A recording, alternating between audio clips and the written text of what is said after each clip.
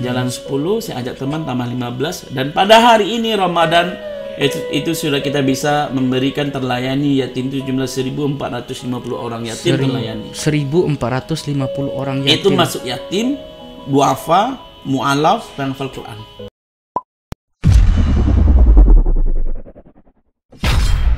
Oh begitu. Nah situ mulainya kami bergerak lagi gitu. 4 bulan vakum kita jalan lagi dengan dapurnya Kerupuk Aziza. Nah faktor jauhnya itu kita belum ada sampai hari ini transportasi.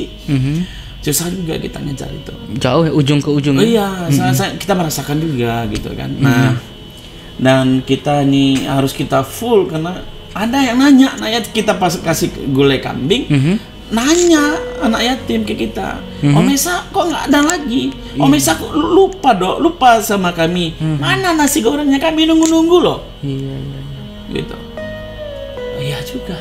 Ternyata selama vakum yatim nunggu nasi goreng kita. Nah, ya saya bismillah aja. Saya lihat ke dapur saya ada lengkap peralatan, bismillah saya wakaf diri dapur DSB Akikah saya. Ini sebagai harta saya dan nanti insya Allah mempertimbangkan saya atau menghapus semua dosa saya nanti. Ya dan bismillah, maka lahirlah penjaga perut yatim. Maka ketika itu lahir langsung penjaga perut yatim. Saya bingung, ini kita mau Jumat atau mau Kamis? Iya kan? Bingung juga saya.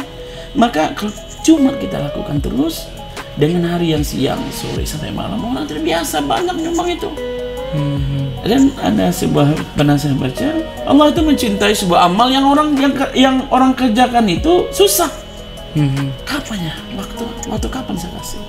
Maka terbersihlah waktu itu sarapan pagi. Iya. Udah. Karena kita menemukan juga ada panti-panti dia nggak pernah sarapan.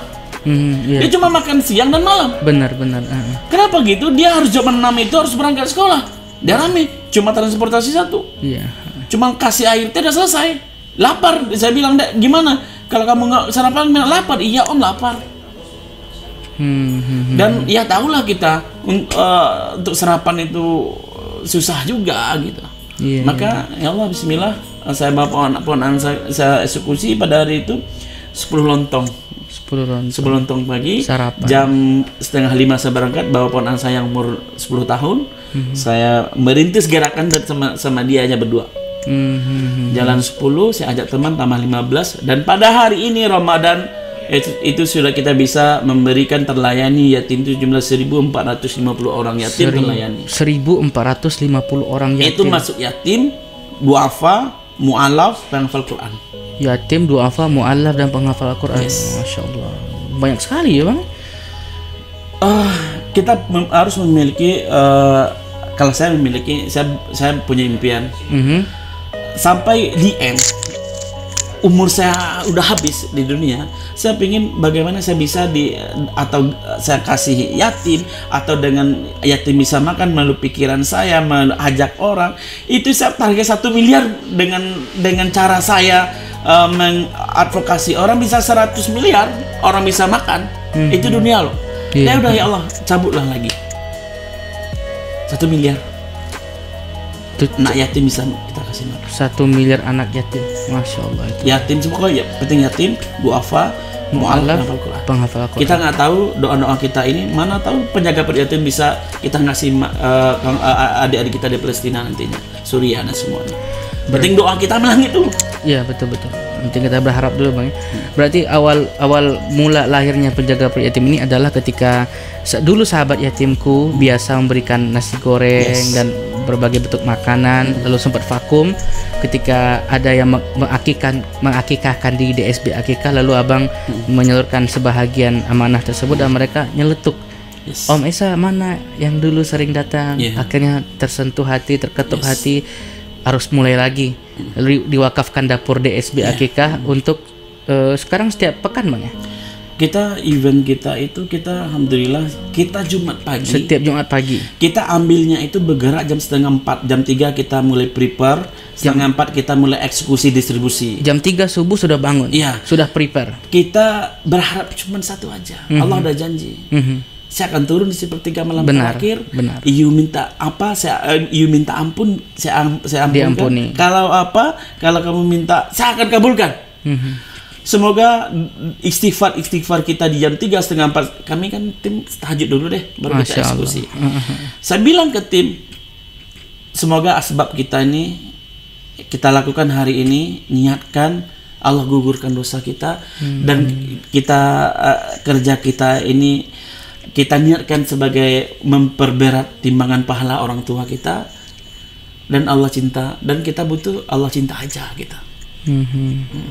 Masya Allah, berarti jam 3 pagi sudah prepare, lalu jam 3:30 sudah bergerak, mendistribusikan dari panti ke panti. Ya. Jadi apa yang kami temukan, ketika yatim masih tidur, kami sudah ada. Iya, betul.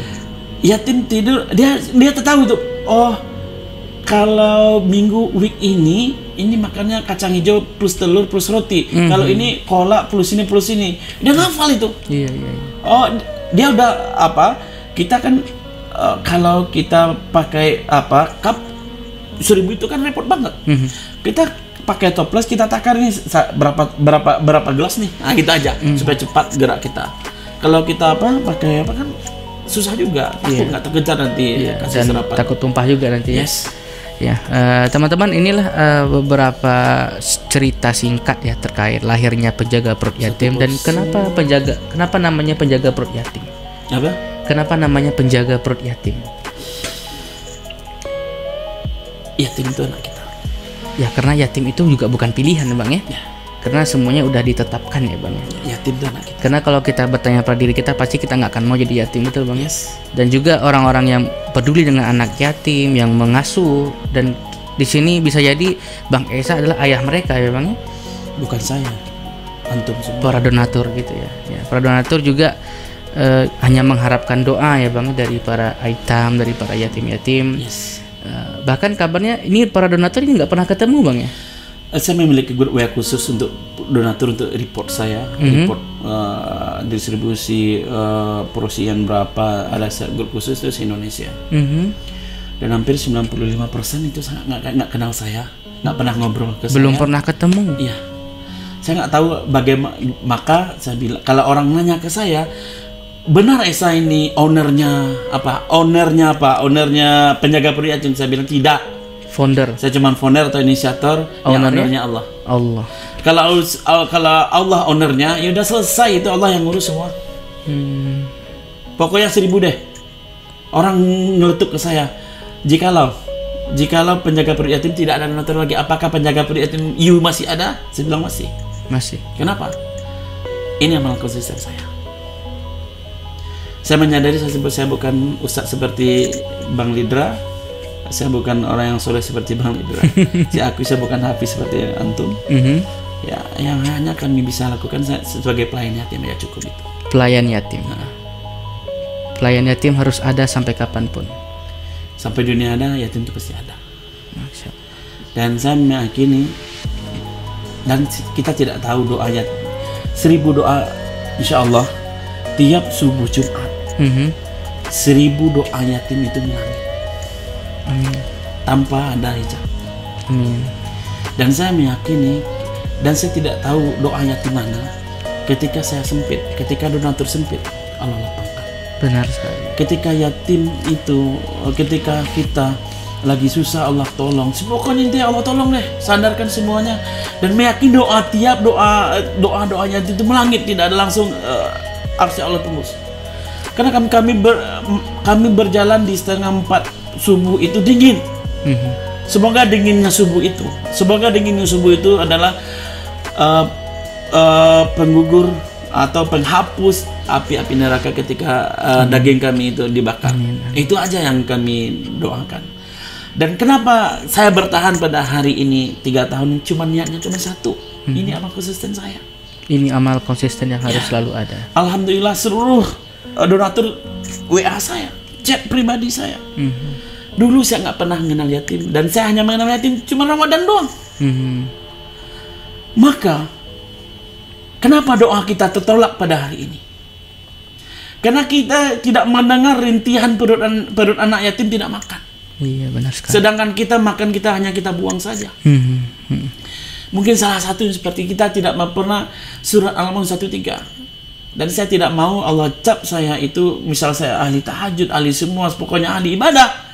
dan saya tidak mengenal yatim, maka Allah bilang pendusta agama. Iya benar-benar. Jadi penjaga pro yatim ini Bang sudah mendistribusikan di daerah mana saja? Kita Kota Padang alhamdulillah kalau di 1450 kita bisa melayani 26 panti di Kota Padang. 26 panti di Kota Padang. Yes. Dan di sana ada yatim, ada duafa, ada mu'alaf, dan ada penghafal Al-Quran. Masya Allah. Ini langsung sekali beri semuanya terpenuhi Bang ya? Iya, kita menyadari kita nggak hafiz Quran, kita ngasih makan Quran, orang penghafal Quran. Semoga satu ayat itu 10 Allah kasih masuk ke kita juga. Benar sekali. Nah, ini mendengar kisah Abang nih ya, inspiratif sekali Bang ya. Dan boleh nggak beritahu ke kita sebenarnya prinsip hidup Abang itu gimana? Apa sih prinsip hidup Abang gitu? Pengen ngobrol sama Rasul di akhirat. Pengen ngobrol sama Rasulullah di akhirat sallallahu alaihi wasallam. Dan caranya adalah dengan wasilah menjaga perut yatim. Menjaga perut yatim. Dan suatu kalimat yang bertahan saya pada hari ini adalah ketika anak yatim yang umur 8 tahun tuh ngomong bertiga ke saya, ketika saya ngantarkan gulai kambing, dia ngomong sederhana. Om Isa kaya ya? Kenapa kamu bilang seperti itu? Kok Om Isa kasih kami gulai kambing, Om Isa tiap ada nasi goreng, pokoknya Om Isa perhatian kali ke kami gitu, kami nggak tahu kok gitu. Saya bilang doakan saya jadi orang kaya seperti Usman. Semoga yatim tidak ada lagi jeritan yatim tidak makan. Amin. Tidak ada jeritan. Dan saya datang pada hari ini adalah amanah dari donatur menyalurkan. Dia pengen bertemu kalian, tapi dia di Jakarta dan tidak ada waktu. Dia pengen sekali ketemu kalian, pengen nyopin kalian. Dan dia tidak bisa, dia melalui wasilah penjaga perut yatim. Dan hari itu dia berkata seperti itu. Om Isa, sampaikan salam hormat kami, rindu kami ke dia, dan kami ingin bertemu dengan dia. Dan kami ingin bertemu dia, dan kami menyadari kami tidak bisa bertemu dengan dia. Dengan apa kami bisa bertemu dengan dia? Dan kami hanya bisa berdoa ke Tuhan kami, ya Rabb, pertemukan kami sama orang baik yang sering kasih kami di dunia makan, ya kan, sarapan. Pertemukan kami di Yaumil Hisab bersama Rasul. Dan ini seakan kedudukan Rasul bahwasanya pada hari ini saya akan jadi saksi di antara Rasulullah dan Allah di Yaumil Hisab nanti. Inilah orang-orang yang ngasih kami makan, dan masuklah dia ke surga. Amin. Saya akan kadukan ke Rasul, katanya seperti itu. Maka dan hari ini saya akan bertahan. Nggak ada donatur, saya bilang insya Allah saya akan usahakan, doakan. Betul. Dan ternyata mungkin itulah kebahagiaan hakiki yang bisa kita dapatin Bang ya, sebenarnya. Kelapangan dada ketika kita mengantarkan makanan, bukan berapa jumlahnya Bang ya, tapi ketika mereka menerima, terbangun di pagi hari, di subuh hari, setelah subuh mereka mendapati ada sarapan dari para donatur, dan mereka sangat bahagia dan mereka mendoakan. Dan kami sering sholat subuh sama mereka. Kami minta doa ke dia. Nah, betul sekali. Karena doa mereka langsung melangit. Hari Jumat kan? Hari Jumat kita tuh meninggal menurut kebiasaan kita. Doa kita adalah ketika kita kasih makan sarapan yatim, kita sholat. Semoga itu sujud terakhir kita di hari Jumat bersama yatim. Itu doa kita. Masya Allah. Semoga Allah ijabah sebagai husnul khotimah. Ini sangat menginspirasi ya teman-teman ya. Bang Esa, mungkin ada harapan mungkin untuk ke depan ini bagaimana? 5 tahun ke depan, atau setahun ke depan, atau bahkan 10 tahun ke depan? Cita-cita saya itu pengen bikin pesantren khusus yatim. Pesantren khusus yatim. Levelnya itu, kalau bikin pesantren itu levelnya bawah, saya nggak mau bikin. Saya pengen yatim itu memiliki levelnya bagus lah. Kita mencerdaskan dia lah. Mencerdaskan. Iya. Berarti pesantren memang memiliki kurikulum khusus, fasilitas khusus, dan memang ini akan menghasilkan output yang bagus gitu loh. Iya, saya bercita-cita insya Allah kita legal kita udah selesai. Kita pengin satu panti ada 3 unit usaha. Oh, entrepreneurship. Jadi yatim nggak nunggu-nunggu lagi. Untuk masalah makan udah oke sama dia deh. Doakan saja mungkin. Amin. Semoga satu mati ada apa. Amin. Dan ya tidak semurah itu, ada celaan juga lah saya dapatkan di gerakan ini. Pastinya prinsip kebaikan tidak selalu berjalan mulus Bang ya, karena kan setan nggak suka dengan kebaikannya. Malah teman dekat nggak suka dengan kita. Nggak, artinya nggak suka. Oh ini pencitraan, oh ini cari untung ya. Nggak terserah lah. Kita beramal bukan untuk dia. Kita mempunyai narasi besar dari beramal. Narasi kita untuk akhirat bukan untuk sementara saja. Ya terima kasih Bang Esa ya udah mau mampir diskusi. Lupa ini. Apa tuh? Kalau kawan yang mau, saya mau nyumbang nih satu porsinya berapaan? Gitu. Oh gitu. Kita satu porsi 7.000. Rp7.000. Akad kita Rp7.000 itu udah include semua by operating. Semuanya pokoknya tahu bersih deh sampai ke yatim Rp7.000 akad kita. Lucunya pada hari ini yang nyumbang itu bukan kaya.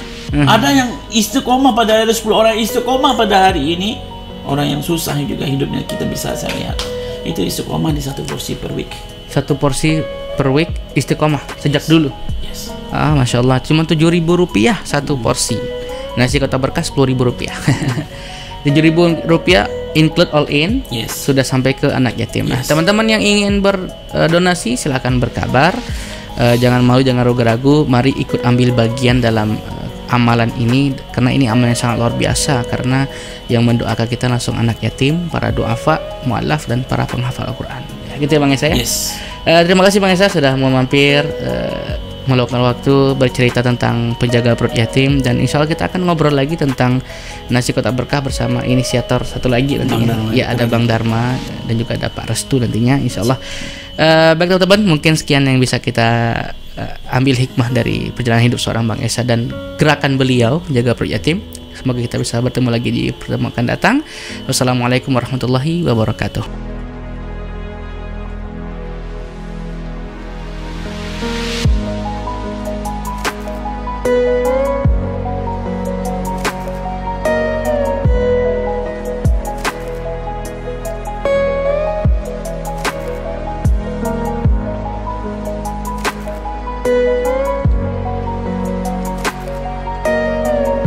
Terima kasih sudah menonton video ini. Silakan klik tombol subscribe sebagai bentuk dukungan terhadap channel ini.